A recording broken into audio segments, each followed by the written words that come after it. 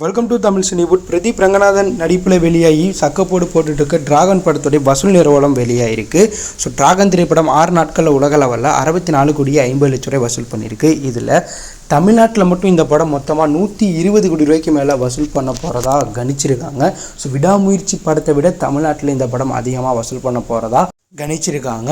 மேலும் இந்த படம் உலக லெவலில் 150லேருந்து 200 கோடி பக்கம் வசூல் பண்ண போகிறதாகவும் தகவல் வெளியாயிருக்கு. நடிகர் தனுஷ் அவர்களுடைய குபேரன் திரைப்படம் வருகின்ற ஜூன் 20 உலக லெவலில் வெளியாக போகிறதா அதிகாரப்பூர்வ தகவலை சொல்லியிருக்காங்க. இந்த படம் வெங்கட் அட்டூரி இயக்கத்தில் தனுஷ், ராஷ்மிகா மந்தனா, நாகார்ஜுனா மற்றும் பலர் நடிச்சிருக்காங்க. டிஎஸ்பி இசையமைப்பில் உருவாகிற இந்த படம் தனுஷ் கெரியர்லேயே மிகப்பெரிய பொருட்செலவில் உருவாகுது. இந்த நிலையில் இந்த படத்தை ஜூன் 20 படக்குழு ரிலீஸ் பண்ணுற ஐடியாவில் இருக்கிறதா அதிகாரப்பூர்வ ரிலீஸ் டேட்டை சொல்லி பரபரப்பு கிளப்பியிருக்காங்க. ஏன்னா ஜூன் 5 தமிழ் சினிமாவுடைய பிக்கஸ்ட் பேன் இந்தியன் படமான டேக் லைஃப் திரைப்படம் ரிலீஸ் ஆக போகுது. இந்த படத்தில் கமலஹாசன், ஸ்டிம்பு நடிச்சிருக்காங்க.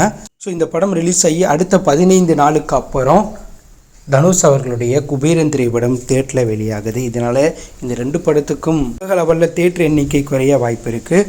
நம்ம அஜித் அவர்களுடைய குட் பேட் அக்லி திரைப்படத்துடைய மிரட்டலான டீசர் அப்டேட்டை படக்குழு இன்றைக்கி வெளியிட்டிருக்காங்க. குட் பேட் அக்லி திரைப்படம் ஆதிக் ரவிச்சந்திரன் இயக்கத்தில் அஜித் ஹீரோவும் திர்ஷா ஹீரோனியாவும் நடிச்சிட்ருக்காங்க. ஜி பிரகாஷ் இசையமைப்பில் உருவாகிற இந்த படத்துடைய பேட்ச் ஒர்க் பணிகளில் தற்போது படக்குழு ஈடுபட்டுருக்காங்க.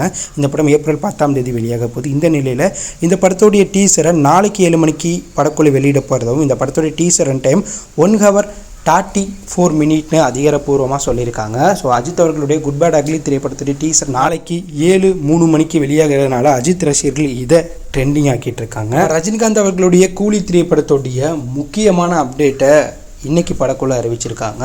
இந்த படம் நம்ம லோகேஷ் கங்கராஜ் இயக்கத்தில் ரஜினி ஹீரோவாக நடிக்கிறாங்க. பல பேன் இந்திய ஸ்டாரும் இந்த படத்தில் நடிக்கிறாங்க. இந்த நிலையில் இந்த படத்தில் பூஜா கெட்டே ஒரு முக்கியமான சாங்குக்கு ஆடியிருக்காங்க.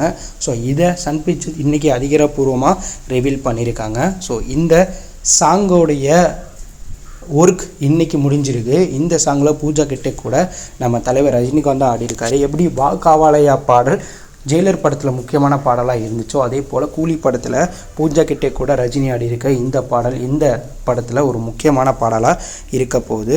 தளபதி அவர்களுடைய ஜனநாயகன் திரைப்படத்துடைய ஷூட்டிங்கை தற்போது நிறுத்தி வச்சுருக்காங்க.